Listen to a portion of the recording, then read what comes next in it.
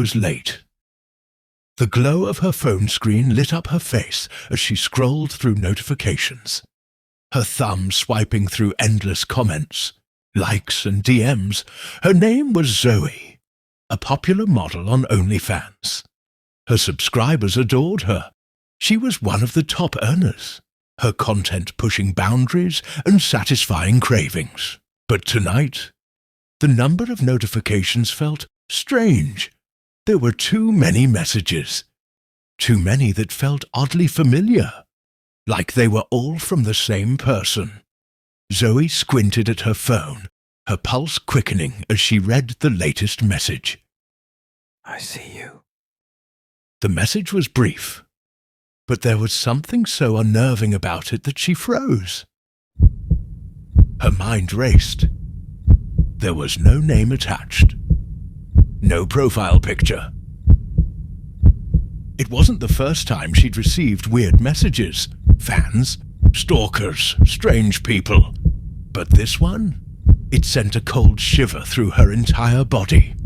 Just ignore it, she whispered to herself, trying to calm her nerves. But the strange feeling lingered.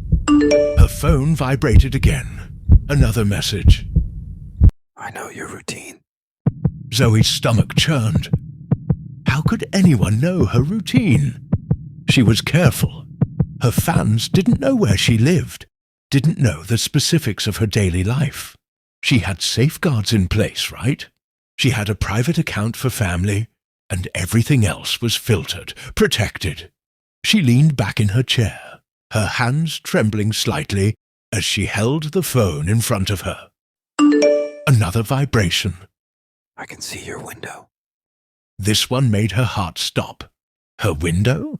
She lived in a high-rise apartment, the kind of place where you'd expect privacy, luxury.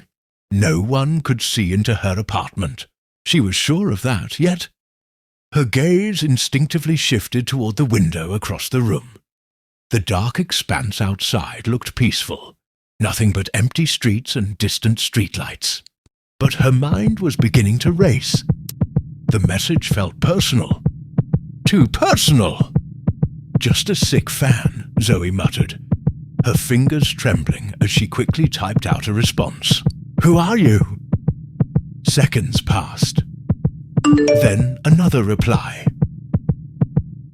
I'm right outside. Her breath caught in her throat. This couldn't be happening. She stood up, her mind spinning. She went to the window and peered out into the night. The streets below were quiet. No one was there. Nothing out of place. But the message, it felt too real. Too precise. She turned back to her phone almost instinctively, and there was another message waiting for her. Your room is so nice, but it would look better with the lights off. Her eyes widened and panic flooded her chest. She turned off the lights before even realizing what she was doing. The apartment fell into complete darkness, save for the faint glow of her phone screen. The silence of the room was overwhelming. Her breath was shallow, her mind racing.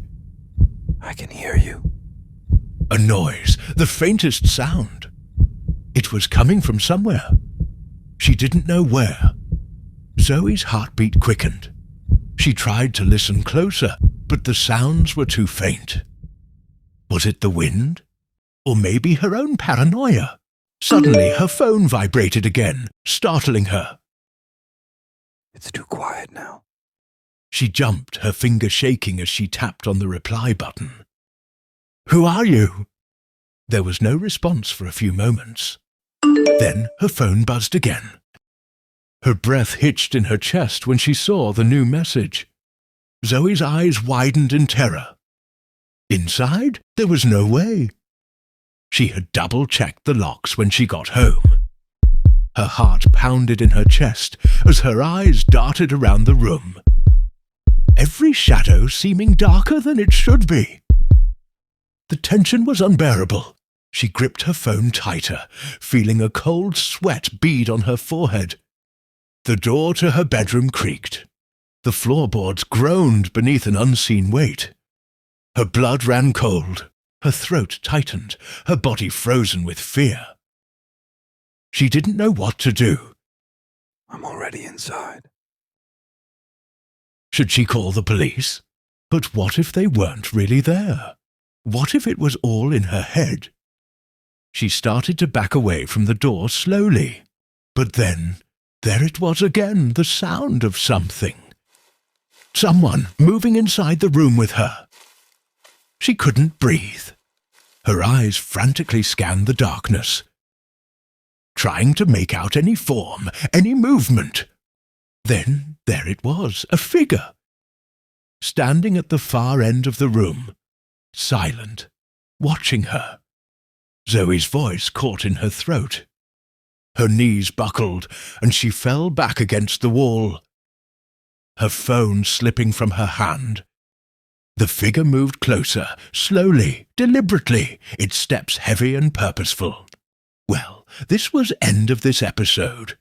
See you in next episode. If you haven't subscribed yet, you should subscribe to Haunting Hour.